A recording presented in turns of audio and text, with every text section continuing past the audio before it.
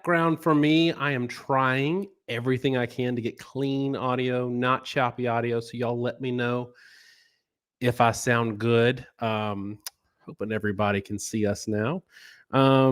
Okay, so now that I've got that explained, oh, hold on. Okay, technical difficulty. Sorry, y'all. Josh, we are watching a day of. I don't know if it's bad football. I don't know if it's weird football. Like somebody's saying, so is Tennessee good? But like, is Ohio State good? Is Michigan good? Is Georgia good? Is nobody good? Josh, here's my theory on what's going on right now. Everybody won in 2007, and we've got the parody of 2007, but without the like, where at the end of those games, the underdog won and caused a lot of chaos. This year, the favorite happened to win by a couple of points instead of losing by a couple of points. But parity wise, to me, it feels like 2007. Yeah. Well, and that's always the funny thing, right? When people talk about parity, is that parity means that two teams look equally good. And, that you can either view that as both teams being great or both teams being terrible. I think the biggest problem is we've been used to the elite team scoring so many points for so many years now that seeing defenses catch up a little bit and slow them down looks like crappy football to us. Like we're just not used to how to take it. And that is sort of the nature of football, right? Defense is the great equalizer. If offenses can run rampant according to their talent level, it's impossible to stay with the elites. That's where we were at for about 10 years. I don't know if there's problems offensively with teams this year or if it's just defenses catching up or a combination of the two. Maybe it has something to do with the fact that you got a lot of guys that are, 6-year players playing. But yeah, I personally think it probably is a combination of all those factors, but it does, this is what parity looks like, right? This is how it pans out. And it's a lot of fun to watch unless you're a fan of one of these favorite teams, because what you want to be at this point in the year is kind of settled in who you are as a team, as a fan watching your team. You want to be thinking, all right, I'm an Ohio State fan. Here's Michigan game. And if we win that, here's the, whoever we play from the West. And then the playoffs, like you want to be in that mindset, not what went wrong for us to almost lose to Maryland. By the way, the end of that game was kind of hilarious. Josh, before we get into kind of some of these later games, let's talk about the early slate. TCU and Baylor. This game was interesting to me in that it was higher scoring. If I would have thought that TCU almost lost this game, it would have been, what the Michigan-Illinois score was. But for me, in both of these games, Josh, I want you to talk about this. Both teams had a situation where I think they were up by 2, the underdogs. They got the ball. They needed a first down to win the game. In Illinois' case, maybe they needed 2 first downs. And what did they do? Super conservative, plow up the middle, force the other team to use their timeouts. But the way that TCU was moving the ball and the scenario under which Illinois was going to have to punt into the wind and basically give the ball to Michigan at midfield regardless, to me, I felt like it was a missed opportunity, because here's your chance to take down a giant. And what are you doing? You're praying your defense can keep them from moving the ball 30 yards instead of, I don't know what the analytics say, instead of, opening up your offense and trying to get 10 yards. Yeah. It's tough because you understand the situation, right? You don't trust your offense. You don't want to do anything that turns the ball over. You don't want to do anything that stops the clock. But by the same token, you've got to win the game, right? And you only win the game if you stop people. And it's really, really dangerous to ever leave an opposing team in a situation where if they kick a field goal, they win. And that's what they were doing in both cases. I am actually a big fan in those situations where, fourth down, even if you're playing a team that can move the ball, even if you're in field goal range, honestly, of thinking about going for it on fourth. And if you take the example of the Baylor game, you go for it on fourth, you don't get it. Maybe TCU goes and scores within a few plays, but then maybe you've got time at the end of the game. Yep. Like you can, if you get the first down, you just win. And so it's a lot like, if you think about it this way, it's really a lower risk version of going for 2 at the end of a game. like LSU did to beat Alabama, right? Everybody's like, oh, gutsy call, great. But we have this mental block where if you go for it on 4th and 1 on your own 25, well, that's just suicide. Like, why?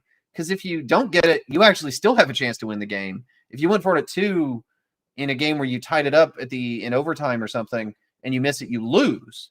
So it's actually not as risky as a lot of other options, but I never see coaches do it. It goes, that is one area where I think coaches are still too risk averse mentally to really process the advantages of that. And as you guys know, I am not a huge fan of the whole play card sheet, go for it on 4th down constantly, go for it on 2 constantly concepts. I don't think they work the way that analytics says they are. I think there's a lot of biases built in, basically because if you look at the rate at which people go for 2 and get it, you're looking at only occasions historically where teams generally thought they could get it if they went for 2. It's not really a fair sample. But this is an instance where I think going for it on 4th and 1 or 4th and 2, right? Those sort of situations, being a lot more aggressive to get that one extra first down to end a game, it's just a huge mistake if you don't take those opportunities. Yeah, and in Illinois' case, they were trying to force Michigan to use their timeouts, even though they got the ball with like 3 minutes left on the clock. That's insane to me. They were punting into, like a 20-mile-an-hour wind. The previous punt they did almost got run back by Ronnie Bell. So in that situation, you're thinking, if we have to punt, they're going to get the ball at midfield. We need to put all of our chips in to make sure that we don't have to punt. And they ran it up the middle and then did some conservative thing on 3rd down. I thought that was crazy. Josh, a little bit later in the day, Georgia and Kentucky, we didn't preview this game because we, coming off of a Vanderbilt loss, we didn't have much hope in seeing a Kentucky-Georgia game being competitive. But this is a case where, like, maybe if you're an Alabama or Auburn, you look ugly early because you're looking ahead to that rivalry game. But Georgia's got Georgia Tech next week. So this was the last big game before the SEC championship for Georgia. Are you saying Georgia Tech's not a big game? I mean, they're beating North Carolina right now. Josh, it's only a big game if you lose it. But the question I have at this point, now that we've got the Kent State result, the Missouri result, and now this Kentucky result, Georgia is not head and shoulders above the pack, in my opinion. Georgia is the team, in my opinion, that has the most likely that they could blow out a team in the playoffs, but also I don't think that they're untouchable. It's going to be a matchup situation, but unlike last year, even going into the playoffs, I felt Georgia and Alabama were so far ahead of everybody. This year, I don't think that's the case. Yeah, I tend to agree. I do think the way they came out, they seem pretty strong, and it's like they let off the gas. But it seems that way every week, right? When they're in their scripted drives, and we talk about this from time to time, teams look different a lot of times in those first couple drives in a game. And one thing that I don't really like doing is drawing too many conclusions about a football team based off the first 2 drives of every game. When they come out of that week after week, they start kind of stalling. No matter who the competition is, they're not the same team for the remainder of the game. Sometimes they put a team away, sometimes they haven't. Honestly, we kind of all forgot the fact that Stetson Bennett has limitations last year, I think, because of how good the run game was, because of how good the defense was, how they leaned on people. This year, the defense isn't as good. And they're very good, but they're not as good as they were a year ago. And so they're allowing some yards and some points. And now, what would be a 16-0 game where they would just get, last year they would get 3 and out after 3 and out after 3 and out after 3 and out. And then eventually you just sort of break, or they get a defensive score and the gates would open. It's not happening. And they're having to drive the field a lot more because they're getting it more in their own territory, and the flaws show. So I agree with you. I think they're a bit of a limited team, but I will also say the style of football they're playing does tend to scale fairly well. I get a little skeptical sometimes with RPO teams, really heavy spread teams. It doesn't tend to scale great as competition gets better. You tend to see your point total go down and down and down. I think Georgia tends to put up points kind of a little more no matter who they're playing. They can weirdly, we talk about an elite team, you couldn't hold them under 40. It feels like Georgia, you can't really hold them under 25. And that's not a ton of points, but it's something given where their defense is. So, but you got to be able to score 26, which is a problem. Right. And I think that's your point though, right? I mean, if they're in a game where the other team goes off, And like right now, I've got put that South Carolina Tennessee game up in the corner because South Carolina, they've got Spencer Rattler, who was a 5-star quarterback for a reason. And there's some old sound bites that got taken out of context. Rattler is as talented as anybody in the country. He's been kind of a head case. He's playing out of his mind right now. And if you're Georgia and you're in that kind of game, I don't know that you can keep pace. And so that's kind of the question with the playoffs is who are you playing? What kind of a game is it? Are you in that situation? I think if Georgia's playing in Michigan like they were last year, playing the same kind of football, yeah, that other team's probably going to struggle to move the ball, and eventually Georgia will wear them down and win. So it's sort of a lesser version of what they were last year, a little less likely to shut you down so much that they take it over. But they're still, I think that machine is still kind of there, just in a little bit of a lesser form. And I do want to touch on Tennessee, South Carolina, because Rattler is absolutely unconscious right now. 14.6 yards per attempt, 204 yards, and there's still 9 minutes left in the second quarter.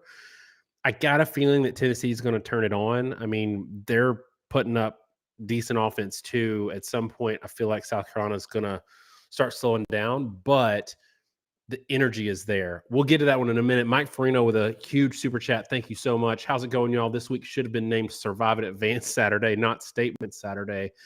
But the Buckeyes are still the only team to win every game by double digits. I'll say that is hugely misleading. They and that's one thing I hate about when people look at the final score. And I'm not saying that's what Mike's doing here, but some people will.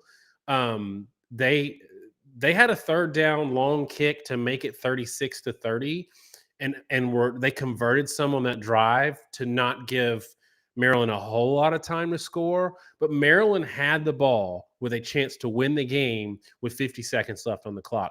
To me, that is not where you want to be if you're Ohio State right now. You want to be firing on all cylinders, but we have seen Ohio State not look great in the conference championship game headed into the playoffs. So maybe this is their kind of struggle bus game. But yeah, that one, yes, they won by double digits, just like the Notre Dame game, but it was really, really touch and go.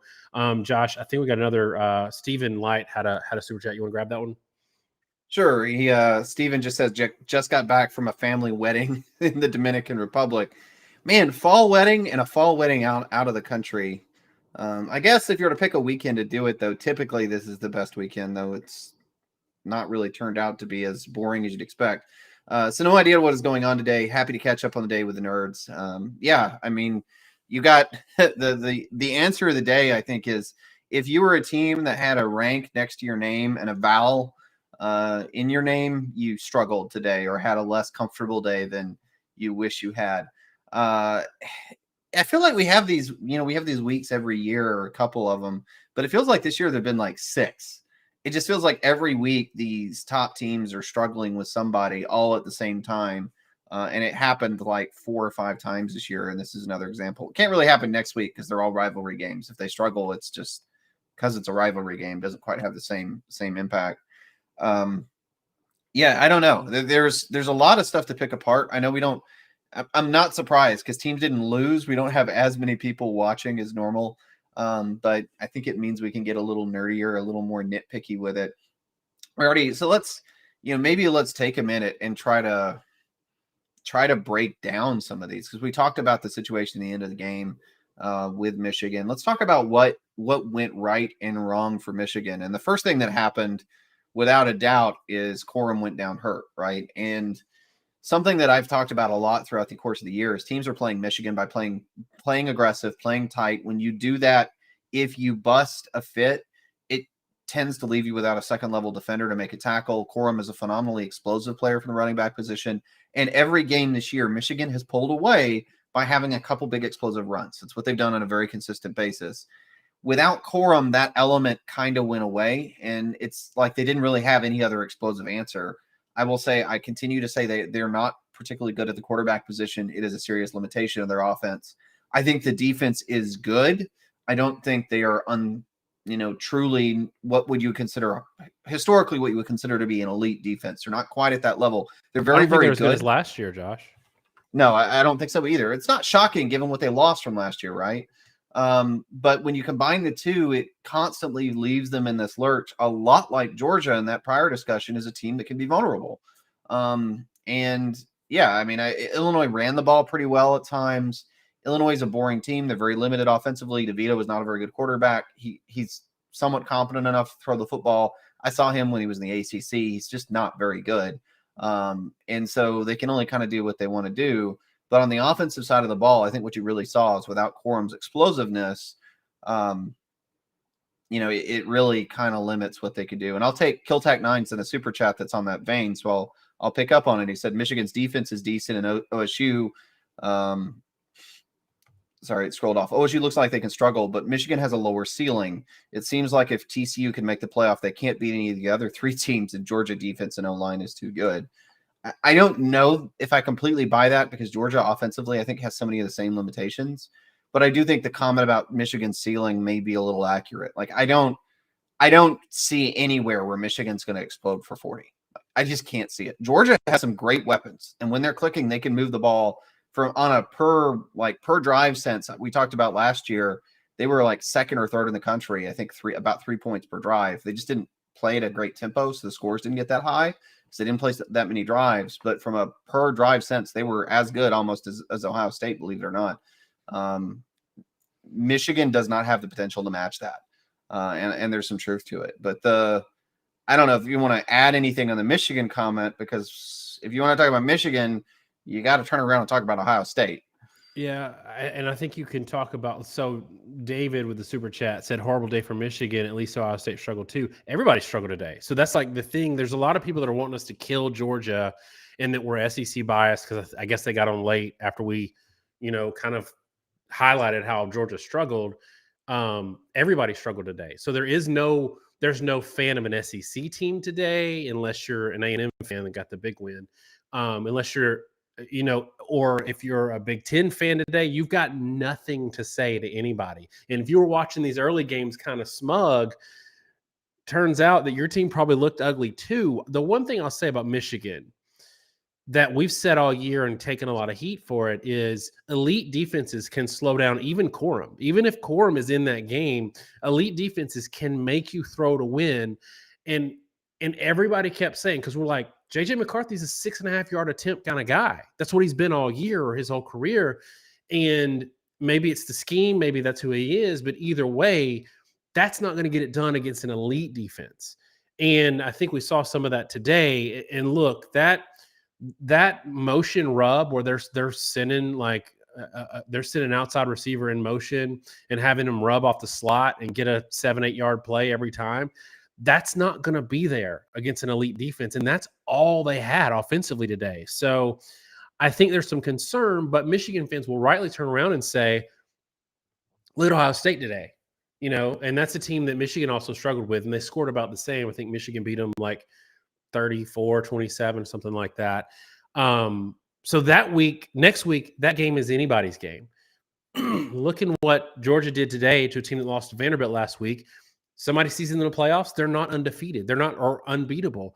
TCU didn't look great against an okay Baylor team. Baylor's not bad, but they gave up a lot of points to a Baylor offense that's really struggled this year. So that's what's making this playoff pretty interesting.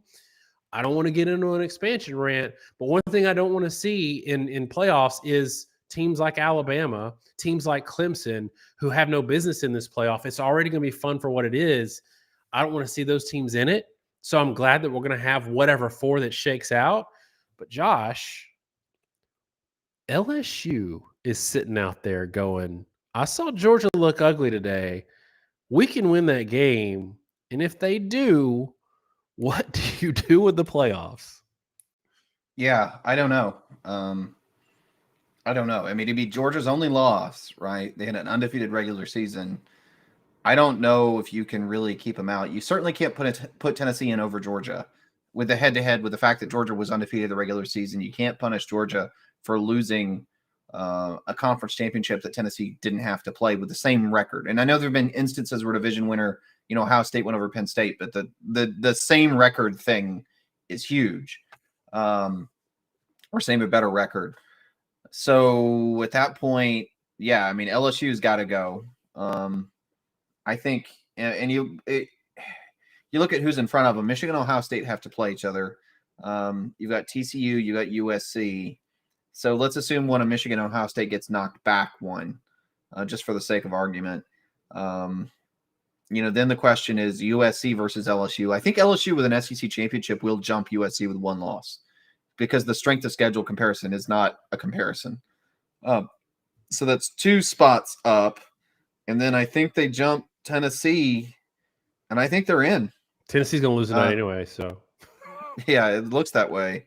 Like I think you're right that LSU, if they win the SEC title, now they still got to win next week, which is not a given. I know A&M is not playing great football right now. The defense is good enough, and LSU is spotty enough offensively. If you go back and look at the Auburn game when Auburn had just lost their starting quarterback, they can lose to A&M.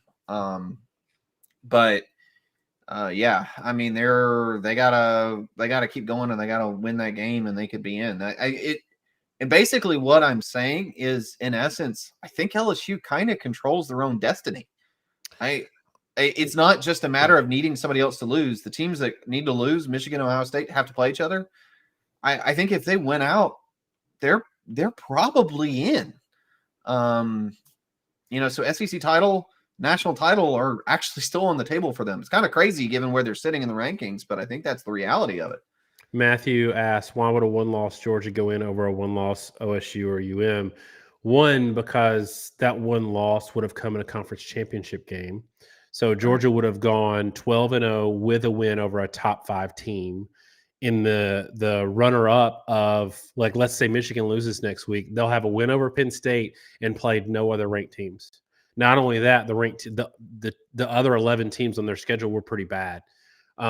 So pretty bad to terrible. So in that case, I don't think it's super fair, but I also would say that, like, if Michigan loses next week, they're sitting at home and they went 11-1 in their season, and Georgia went 12-0 in their season and is playing that extra game and losing. You don't leave them out. But Josh, here's the more interesting thing, and I think that this is a fun talking. You're comparing. I mean, at that point, you were comparing a division champ to a non-division champ. A division champ with a better record, because they're going to be 12-1, to a non-division champ that's 11-1. The 12-1 team has a much harder schedule. I don't honestly think there would be even a conversation in the playoff committee. Georgia will get that slot over Michigan. There's not really any resume point Michigan could point to, frankly. No. Here's what I think is interesting, and I'll let you kind of run with this one.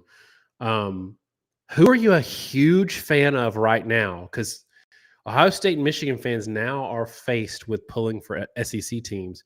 Is it you're a huge fan of Georgia? You're a huge fan of South Carolina right now, right? And then whoever plays TCU in the championship? Yeah, because of where Georgia's sitting, you've got to be, if you're trying to pick your way in with one loss, you want to be favoring the chalk at the top and everybody else to lose. So you want Georgia to run the gamut because they're probably going to be in. And as we just said, Georgia's sitting in a situation where they're almost in. They are, if they beat Georgia Tech, they are in the playoff. Period. I think. I don't know that there's any reality where they're not going to be in. And I know somebody was just saying if 2-loss LSU jumps over a 1-loss USC, that there can't be any debate that there's SEC bias. That's just not true. I'm assuming you haven't really watched USC or followed their schedule. They're not a great team. Their schedule is very weak. They lost to Utah team that lost to Florida. USC is not great, and I don't know that they're going to beat Notre Dame. Right? Like there's a lot there. So you kind of have to assume Georgia's in, and if Georgia's in, you want Georgia to knock everybody else out of contention, and then that frees you up to have that argument. And I do think a 1-loss Michigan or a 1-loss Ohio State that does not win the conference has a very good shot of getting in over a 1-loss USC if they do win the Pac-12. I think there's a really good shot of that. And it would be an interesting debate, but I think Michigan and Ohio State, frankly, are just much better teams than USC. And this gets back to the conversation we've had a lot with the SEC. Same deal with the Big Ten. That just because you lost to another top 4 quality team or number 2 or number 3 team in this case does not mean that you're worse than somebody else that never had to play anybody. In USC's case, they won't have played anybody in the top 10 maybe from the rankings perspective, from a quality perspective, it might be like top 15 to top 20 that they haven't really played.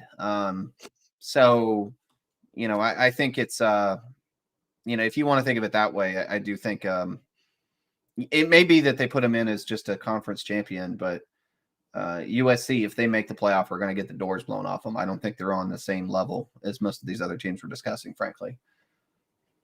And that maybe leads into another discussion here, since I'm already making everybody mad. Let's talk about TCU and Baylor. We talked about the way that game ended a little bit. We talked a little bit about this. People missed us ragging on Georgia, by the way, if you're joining late. We were actually had a whole conversation about their faults early on. I think a lot of you just didn't see it. But TCU in particular is continuing to stay alive. I think their offense is quite good. I think they are quite good. I don't think they're unstoppably good. I think this is a down year for the Big 12. Just call out my eyeballs, but that's what it feels like. When teams play good defense, they can stop and do stop TCU. When teams play good offense, they move the ball easily down the field on TCU.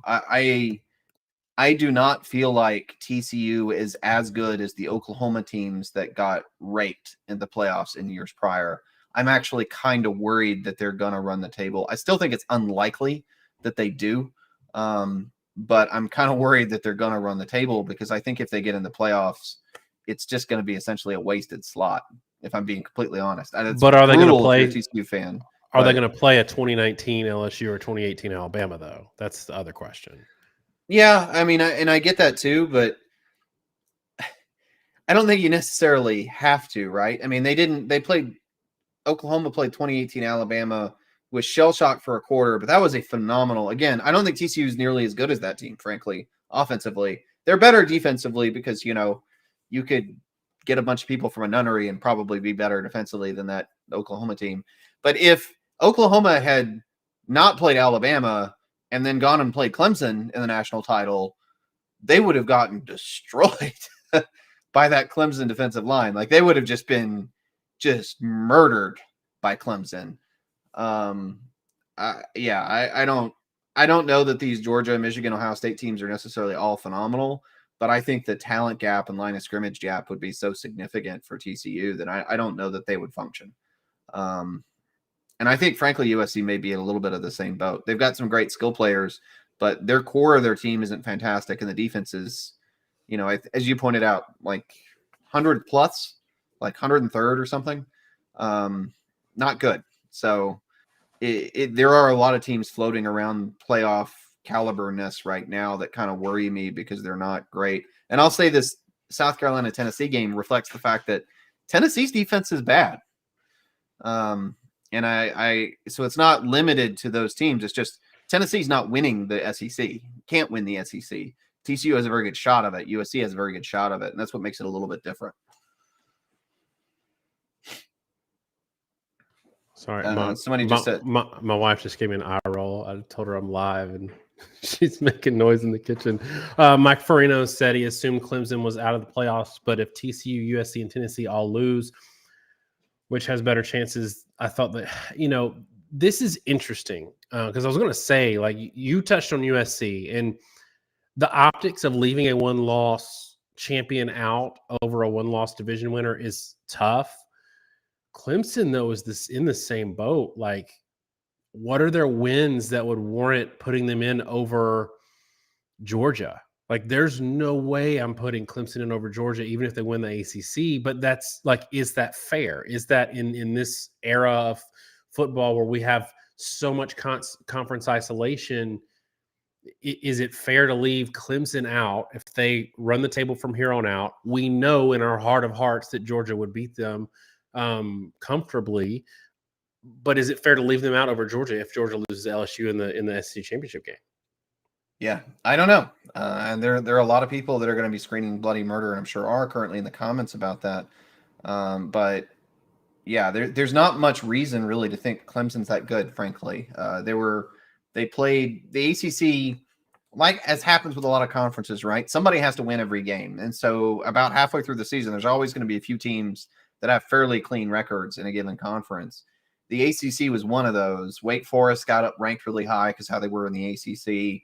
They beat Vandy in a game that was actually fairly competitive, which was kind of telling. Clemson beats them. That was a ranked win. NC State was a ranked win. NC State is not a good team. Wake Forest isn't really a good team.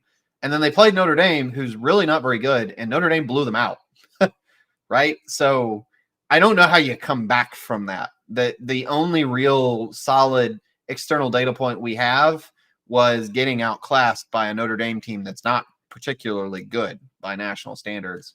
I don't know that they can recover from it. I think that blowout loss to a not good team in a game that everybody knew that it wasn't even just like a random fluke trap game. That was a game they should have been looking to, and they just looked kind of outclassed. I think they're kind of done. I don't know. There's just so many teams in front of them that I don't know that they can pass. I think that just kind of is what it is at this point. Zachary asked what I'm drinking. I usually have something interesting. I do have a Russell's Reserve 10-year that I'm going to break out later, Josh, when we record. But right now I'm drinking the box cab from Costco, and for $13 or whatever it is, you cannot beat it. It's just good old red wine from a box. I'm a man of the people. And I'm looking at the corner here where I've got an iPad up, and I try to flip on whatever relevant games are on or flip between them. Rattler is dropping dimes. There's one the receiver didn't catch. He is out of his mind in this game. And I'll be curious if Rattler gets rattled. But if he doesn't, we're probably going to have to do our top 10. I know we're going to have to do our top 10 before this game ends. They got a real shot to win this game. We do not, because we are recording tonight later, so we can do it and release it separately. True. And people will have to just wait and watch it because this game will not end. Ole Miss is losing to Arkansas, I think by 14 it was earlier. Maybe it's changed a little bit. But Sports Guy Joe says, go ahead. And I was just going to say, and I'll take ownership for that. It's just holiday travel plans. So we're probably going to record the Iron Bowl video tonight, which isn't a big deal because we don't use FCS data anyway. We're not going to be able to have all the data we normally have available, but we can run a model on that one, and we'll record it tonight. And then we'll have to get to we wanted to do the Michigan Ohio State game when we had all the stuff in front of us. So we'll probably record that one on Monday and put it on after, just as a programming note. Because I'm traveling all day tomorrow, so there's just no real good way to make it work. But as a result of that, as you're saying, and I think that's a good idea, we probably will not do the top 10 live, but we will do it and record it, put it up. So you just have to watch it after we post it. Ace Man is in the chat begging me not to talk about A&M because Sports Guy Joe wanted to talk about A&M, and I got to do it, Josh. I got to do it just because this game is kind of like so on brand A&M 2022.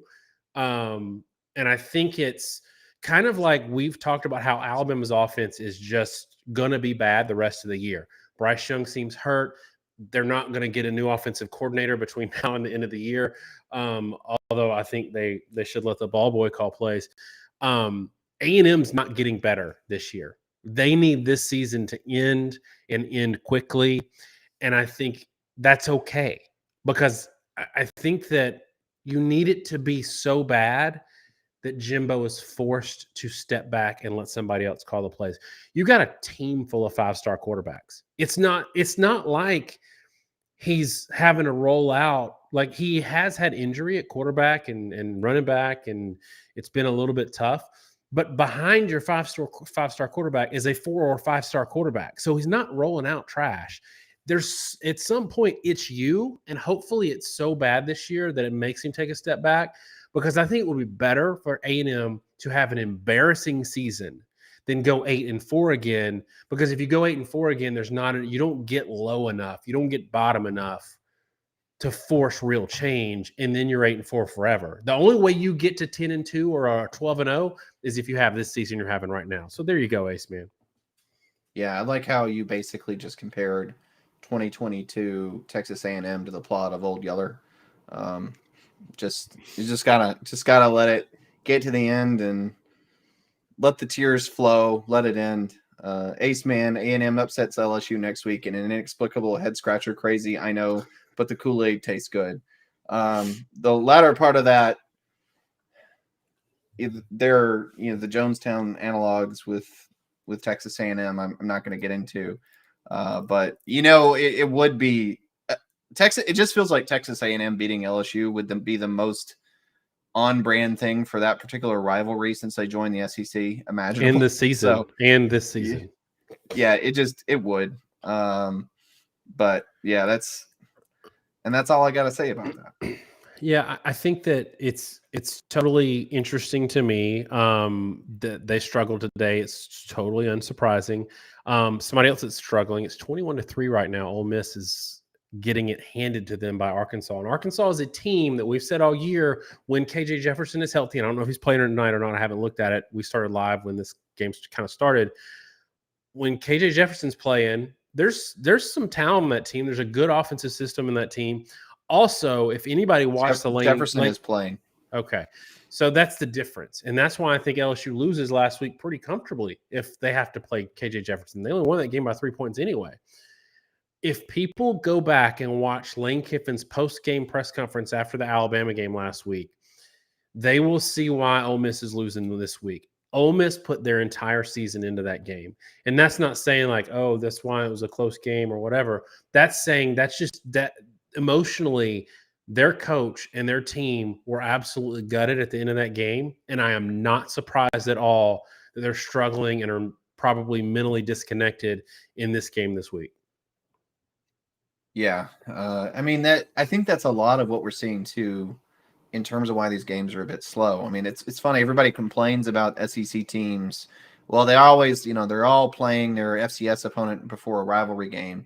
It's funny how many of those conversations are about the SEC, but they're actually specifically directed at Alabama because, Ole Miss and Arkansas are playing Ole Miss and Arkansas, and South Carolina's playing Tennessee right now. And Georgia, not Kentucky. Everybody, not Georgia's playing Kentucky. Not everybody is actually playing an FCS game. In fact, I think most of them are not. But I think people just view Alabama as the SEC, rightly or wrongly. There are a lot of teams at this point in the year, and I think we have increasingly, and I think a lot of people are probably going to sympathize with this point or empathize with it. Teams are increasingly getting more and more driven towards making the playoff, making their conference championship game or bust. And for your point with Ole Miss, you talked about it being their whole season. Well, they were a one-loss team, and if they knocked off Alabama, they were right there in the whole national conversation as a top 10 team, right? And when they took that second loss, it was a huge sort of ding on their record, and they were just kind of out of everything, right? Like all the scenarios for them to win in the SEC were gone. The ability for them to make the playoff was gone. And now you're a very different team playing Arkansas. You don't have the same goals, and motivation falls out the window. We didn't talk about it a ton, and I'll sort of touch on it here because it wasn't that important. But like following a little bit, Alabama took forever to pull away. I looked at the box score. I had that game on in the corner too for most of it. Like they're well, it was in that noon. It was in that noon time slot, and it was that. I had Wisconsin, Nebraska for a little while. That was kind of painful. Had Duke, Pitt going. That was kind of painful. I don't know what happened. Like Keaton Slovis is not Kenny Pickett, and that's kind of obvious. But Bryce Young did not look good. The offense did not look at all good. At times, they were getting the ball moved on them. And you could just sort of tell they came out of the game. It's like, well, our season's over. Now what? And I think a lot of teams are in that boat. We got some developments, man. Your boy Rattler, and I say your boy because you're the one who said he's good, and he's apparently the worst quarterback that's ever played. I did not even say he was good. I just said he's very, very talented. That is the only thing I've said. So you can be very talented and be a very bad quarterback. Those two things are not mutually exclusive. So people were seeing the death of the Oklahoma Sooner football program under Venables earlier this week. It is 28-0 versus your Oklahoma State Cowboys, not your, but just our crowd's ranked Oklahoma State Cowboys. And listen to this, Dylan Gabriel, 14 of 18, 224, 12.4, and 2 touchdowns with 11 minutes left in the second quarter. It's 28-0 in the first. I didn't like definitely there's a drop off. When Gabriel gets hurt, there's a drop off. But this is insane. But I will say, Josh, we've been on Oklahoma State's defense all year since the Central Michigan game. And so some of this isn't surprising, but it's still kind of surprising. Yeah. Yeah, I don't know. I'm skittish about giving any sound bites about Spencer Rattler for various reasons. Yeah, it is interesting. Now, the one thing I'll say with Oklahoma, it was obvious without Dylan Gabriel, they had no viable quarterback situation. And Gabriel, I don't think was 100%. There's a lot of things like you come out of an injury situation or even a concussion situation, you don't get to practice for weeks, and you're not really the same guy for a little while. But the other thing, and I've said this all year, and I say this for years now, and I think it's finally coming to a close. Oklahoma State depends on whether you get good Spencer Sanders or bad Spencer Sanders, and there are variations of those two things. That has been his entire career. They're in the same boat as UCLA. If good DTR shows up, UCLA has a good shot of beating USC tonight. If bad DTR shows up, USC could win by 40 points. I do not know which one will show up. Who's the mercurial Ole Miss quarterback that had the same good bad? Was it Bo Wallace? Bo Wallace, yeah, good Bo, bad Bo. That's right. Good Bo, yeah, bad he was. Bo. And it has a lot to do with offense. Oh my gosh, South Carolina scored again. Woo! That is, and for those that don't know, and I've been to most of the SEC stadiums. I missed a couple, but Williams-Brice Stadium is a particularly tough place to play if it's rocking versus a top 5 team. Historically, they've had a lot of tough games for top 5 opponents there. It's loud, and the fans are loud. I don't know why in particular, but it's a rough place to come in as a highly ranked opponent. A lot of teams struggle there. This is not, was it 2010 when they knocked off Alabama with Garcia. Steven Garcia, and that was Alshon Jeffrey, right? Marcus Lattimore was on that team. It's actually a remarkably stacked team when you look back at it. But yeah, I mean, they've done this many times over the course of years with not great South Carolina teams will just show up and just start punching a top 5 team. I have actually seen South Carolina beat Tennessee in Williams-Brice. My wife, I tell everybody all the time, like once a week, my wife went to undergrad at South Carolina. Really fun environment. And the thing about them that I've always given Carolina fans credit for is if their team's 4-8, they're still selling out Williams-Brice. Like they're still showing up. I hate where it is on the campus, that stadium. It feels more like an NFL situation. But once you get them in there, it's wild and it's crazy. And now the thing is they've got this momentum. And like you said, with Rattler, it does seem his talent very much connected to whether or not he's got the yips or if he's just in a rhythm. And right now he's in a rhythm. And this like those teams, basketball teams that are like shooting 3-pointer, like that's their whole offensive identity, and they're either going to lose or they're going to beat you by 50. And it's just a matter if they stay hot through the end of the game. South Carolina could win this game and then lose next week. I don't know who they play next week, but lose by 20. They got killed last week by Florida. So it's just a matter of whether or not they go into the half. They go into the half. And he loses that rhythm, or if he stays in it in the second half. Or here's the other thing, Josh. I do think they left too much time on the clock. But at some point, it doesn't matter how good Rattler is. At some point, it turns into a possession game because it's 35-17 right now. If South Carolina can keep them from scoring, which they probably can't, but at some point, it's not about Rattler. It's about being a possession game. Yeah, and Daniel, you were choppy for a minute, but it went away. I think it's a little bit of judder, but I think it's fine now. At some point when you're down at this point 3 scores going into the second half, you start they've got to close that gap because at some point you get into danger mode. When I start talking about whether or not a team is done, usually in my head, I'm counting possessions, and typically in a half, you get about 6. Now, Tennessee plays fastball, so they can get more than that, but South Carolina also doesn't go that fast, so it sort of slows it down. If you're down 3 possessions, that means essentially you have to get to catch up, you've got to have 3 scoring drives and 3 stops, and then you have to match them in the other 3. Whatever they do, you do, right? If they score twice, you've got to score twice. It gets really, really hard because they're not stopping South Carolina from scoring. So at some point now, you've got to stack up 3 and outs that you're going to have to dig out of. No matter how effective you are offensively, you don't have enough time. And they're moving the ball here, but even again, if they get to 20. 15 points is theoretically a 2-score lead, but 2-point conversions are kind of iffy. Like they kind of need a touchdown on this drive here with about a minute left in the half, which they may get it because South Carolina's defense is a sieve right now. But I will say one more point on this game too with Tennessee. We talked about earlier in the year, when we did the Alabama-Tennessee prediction, I remember talking about how bad their pass defense is, that their run defense is quite good actually, but the pass defense is terrible. I think there's something to the fact that the pass defense is just so bad that it lets somebody like Rattler go unconscious. Because when Rattler has to think, he's not good. But if you give a high talent player like that that's struggling at quarterback an open first read on a continual basis, it's more than just a rhythm thing. It's a you don't have to think thing. You flip that switch and saying, I'm just going to throw to my first read every time, and it's working. And then the ball starts moving down the field very, very quickly. But I do think it's between this game and the Georgia game, man, this does not reflect well on Alabama. And I think it also says a lot about maybe, Bryce Young coming off that shoulder injury, had a shootout where they almost won. Man, they haven't been good offensively outside that game. And I think that might have had a lot more to do with Tennessee than it did Alabama in that one, honestly.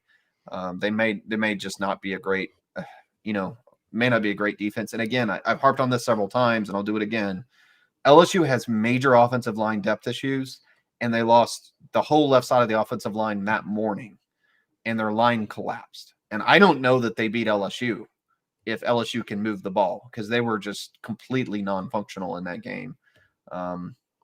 So I think Tennessee is a very good team, and I think their offense is really good. They're moving the ball really well right now. But defensively, yeah, I think they're kind of shoddy. The whole TCU, we did a video, if you guys want to look at it, a 3-way comparison. We talked about Ohio State, Tennessee, and TCU and where they were. And our model doesn't think the gap between Tennessee and TCU is that significant. And I'm not sure our model is necessarily wrong at this point. It certainly looks like there's a lot of merit to it. So, yeah, just to underscore how bad the defense is, South Carolina has not punted. They have had 5 possessions, and they have 5 touchdowns. So not only are they moving the ball at will against Tennessee, Tennessee's not even holding them to field goals when the field gets short. That's the bigger concern for me if I'm a Tennessee fan, is that okay, give them the 20s. It's modern football, RPO and all that, but goodness, hold them to a field goal every once in a while. South Carolina did it. South Carolina forced a field goal and a punt in this game. So, man, this game is going to come down to a holding call or a defensive or offensive pass interference, something that gets a drive off schedule and forces a punt in the second half for one of these teams, and that's going to be the difference in the game. Oh wow, man! South Carolina tips the ball on 3rd and 2, and then it goes right to a Tennessee receiver for a touchdown. That's just some luck, man. That's some luck. Yeah, I don't know. South Carolina's defense is good enough to put this game away for sure. And again, Tennessee clearly cuts it to a 2-score lead, so they're staying in it.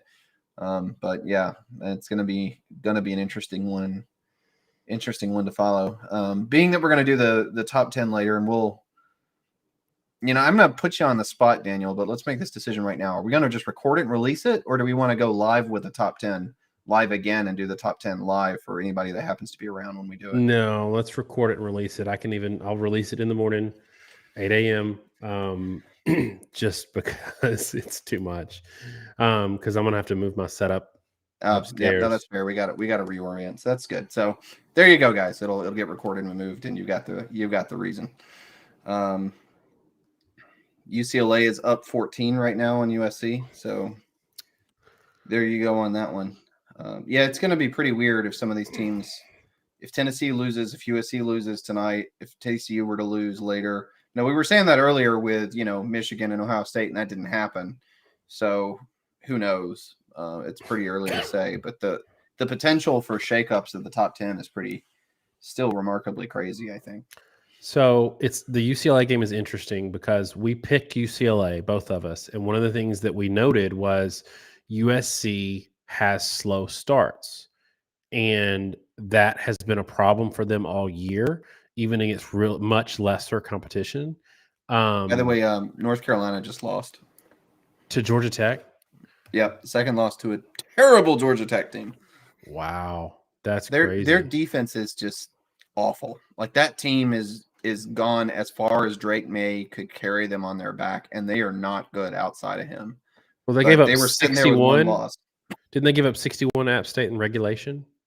Something like that. Yeah, I mean they're awful. They're just terrible. Ole Miss out of all discussions. Ole Miss, who everybody thinks sucks because they're in the SEC. I say that like all of our Big Ten fans. Ole Miss beat them 42-0. Clemson beat Georgia Tech 41-10. Virginia, who's a terrible football team, beat Georgia Tech. Miami beat them 35-14 last week. This is crazy that North Carolina lost this game. Yeah, this is a bad team. Like if I think Vandy would be favored over Georgia Tech. I'm pretty confident of that, actually. Drake May had a tough night to like 6.7 yards per attempt, 1 interception, no touchdowns.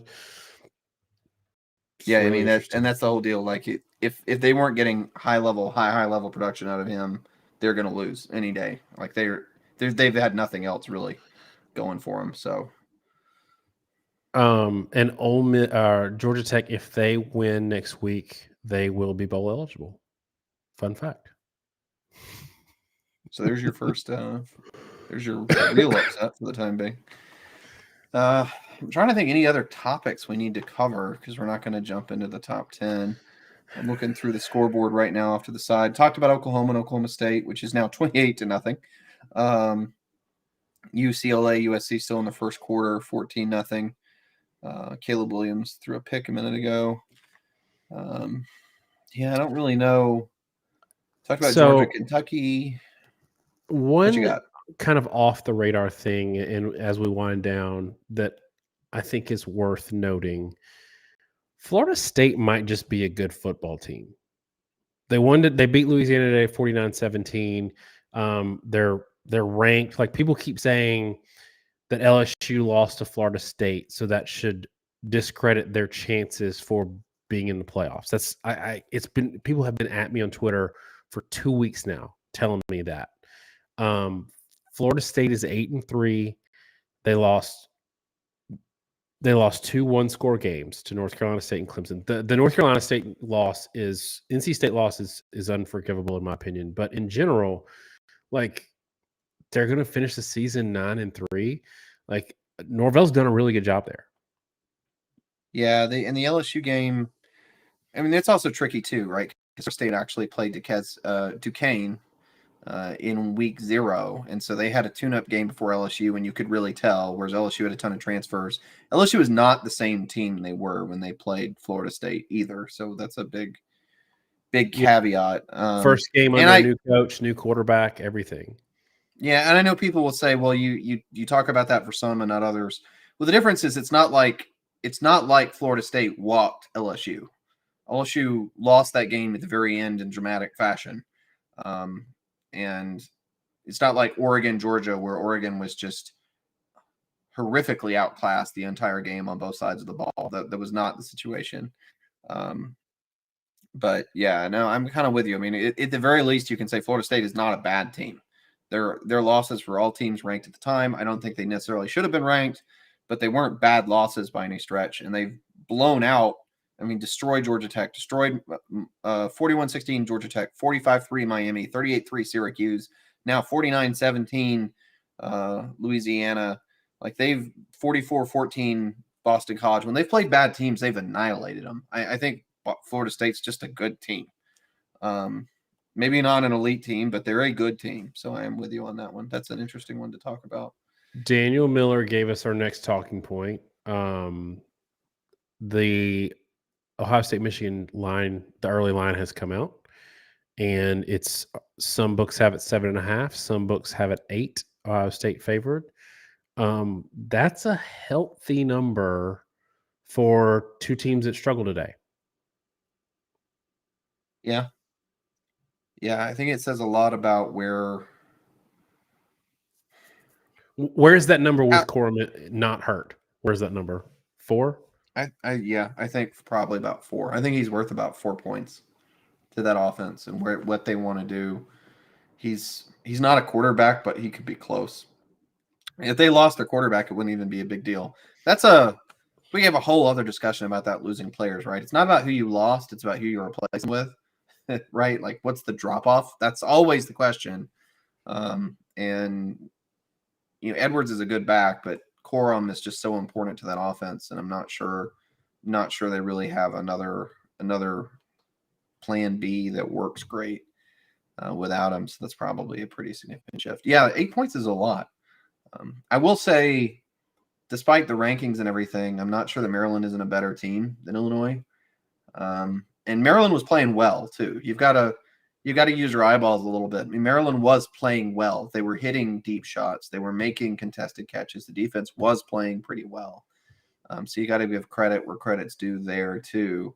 Illinois was playing pretty well, especially defensively, but they offensively weren't anywhere near the threat that Maryland was. So I don't know that it's quite the same comparison on either side. There's also the fact that they, again, Illinois very, very easily could have won that game. Maryland had a shot to take the lead at the end. But I wouldn't say Maryland was as close to winning, certainly, as Illinois was. The interesting thing to me too in that matchup, and this is probably why I would favor Ohio State, is one, I don't love an offense that runs through a running back because we've seen that get shut down. But two, in this particular matchup, Ohio State's defensive line is pretty good. Their front seven is pretty good. Their issue, if you're going to exploit Ohio State's defense, it's through the passing game, right? So, like, I don't think even good, like, elite teams are going to run the ball if they can't throw it on Ohio State. Like, that's how I feel just from watching them this year, that, like, you got to be able to take advantage of them outside with a quarterback. Yeah, somebody's saying it's been 7-8 points for a few weeks. I was kind of thinking that, and I should have spoken up earlier. That's Mike Farino. Appreciate the super chat. I don't think they really update the lines tonight. Most of them, I think, are going to do it tomorrow that they do it. But we'll have to see what that is. I'm trying to see if I can find any other lines or any evidence of lines. If you want to talk for a second. So people are saying FanDuel moved 6.5 to 7.5. Yeah, Corum's hurt. I don't know how bad, but here's the thing: if you're a running back or wide receiver, it's hard to play if you're not 100%. Those are not positions where, not positions where you can gut it out. You can play DT, you can play offensive tackle with an injury. You can do some things as a running back, but really you're not, like, even if he plays, he's not going to be nearly the same player. And Ohio State's seeing that right now with Henderson, who just doesn't look like anything like the same guy. And the whole trick is because running back and, well, receiver is one because you're just so dependent on your legs. But at running back in particular, plays are, talk about being a game of inches, right? So dependent on whether or not you get one step on a guy, like the way you move through a hole, whether or not you can go through one arm tackle, whether or not a guy gets a hand on you or doesn't get a hand on you, is very often the difference between a touchdown and a 3-yard play. And so if you're a step slow, it can be a massive impact on the game because it's so much about quick burst and change of direction in small space that any limitation there has a really outsized impact on the productivity of the offense. And Corum in particular, because he's so dependent on explosive plays, if he doesn't have enough, if he's not full enough strength to burst through a hole and get around and beat people on the edge, which is what he can do, he's not going to be anywhere near as effective. Even if he plays, he's not going to have the explosive runs because he's going to get run down. So he's just not going to be the same player. I don't know if he's going to play or not, but I'll tell you right now, my assumption is going to be that he's not going to be the impact on the game. Like, I'm going to view him as being out either way, because even if he does play, I don't think he's going to be able to generate what he normally generates. All right. Last topic on this live show. We got to wrap it up. Still got some stuff to record. Go ahead and make a prediction for the second half of the Tennessee South Carolina game, and we'll see how it ends up. I mean, my prediction for this game, I don't see, knowing South Carolina, I have a hard time believing they're going to maintain the same momentum they had in the first half. Um, I would say more likely than not, Tennessee does win this game. It's a lot like the two of us were texting talking about the two potential upsets were going on simultaneously, and we both said we didn't think either one was gonna end up being an upset at the end of the day. It's hard to maintain those leads against a team that's a lot more talented than you. South Carolina doesn't have anywhere near the depth Tennessee does. They just don't have a lot of depth in general. So I do think Tennessee probably wins it, but I also don't think they're gonna stop scoring. Like, I think this to me screams a game that's going to end like 57-51, and Tennessee probably wins. But I also think that number is maybe 60-40. I think you're going to find out in 1 to 2 drives in the second half if South Carolina was able to keep their rhythm and whether or not Tennessee was able to find enough adjustments or regroup enough to stop them. And if they don't, it doesn't even matter if Tennessee keeps scoring. If South Carolina scores a few more drives in a row, Tennessee's going to run out of possessions to close the gap, and they're going to lose the game. And you're going to find that out pretty quickly. All right, so just to close out, and thank you for the super chat, Stephen Light, and shedding a little more light on why you were at a fall wedding today. Give percentages on what you think. Like you just said Tennessee, so give percentage on like win percentage for Tennessee now with the score 35-24 at the half versus if that tip didn't go for a touchdown and it was 35-20 and they weren't able to score a touchdown at the end of the second quarter. Because I think South Carolina wins if it's 35-20 because that's possession game. Like I think South Carolina wins that game, but I also agree with you that Tennessee wins now. Yeah, I think that was a pretty. Again, it's basically an entire possession. I got one thing to end it. Somebody, I was just checking our Twitter feed to see if anybody posted anything interesting, and there was one reply. Do you know the DraftKings point spread has now come out for the Auburn Alabama game? Don't look it up. Did you know that it's come out? I did not. So we'll do this as a live reaction, and we'll talk about it in our preview. And so I'll hear your reaction, and then we'll talk about what we think it means when we do a preview. Let me guess first. Yeah, take a guess. What do you think? What do you think the point spread is? Alabama -4. You're way low. Really? Yep. What is it? 26.5. That can't be right. That's last year or something. There's no way Alabama's favored 26.5 versus Auburn. Because I don't know that Alabama even wins that game. Alabama barely scored 26.5 points today against Austin Peay. I'm like, that is free money. Trying to pull it up right now and verify it. Mike, Alabama was at home today, and it was 17-0.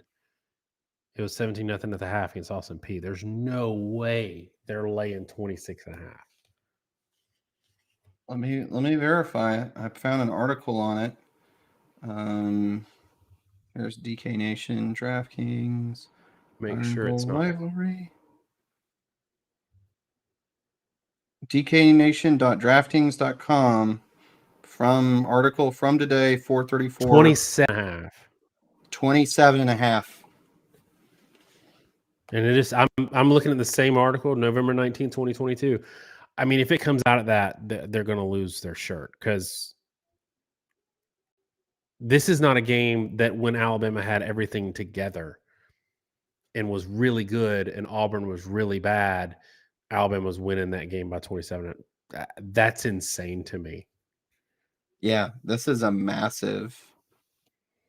It feels like in my mind is. I think that's an error. Something in my mind says that that's going to be like. I said Alabama -4 because I think that's where I'm going to pick it. I think the line for the public might be Alabama about 9.5. Yeah, I don't know. I'm not so sure. So we'll talk about that on the preview. It'll give us both a second to research it and see if we're missing something. But that is a crazy number and something to end on, and something we're gonna have to get into in a minute when we record our preview for that game. All right, y'all. That is it for us on the live show. Hopefully, the audio is a little better, even though me not being well lit and the backdrop is not as interesting. Thanks so much, y'all, for hanging this long with us in the chat and showing up for an early, unexpected show. Check out our previews this week. We're going to do Iron Bowl on Monday, and then probably Tuesday we'll drop that Michigan, Ohio State, the game preview. And tomorrow we will get a top 10 out. Thanks so much, y'all.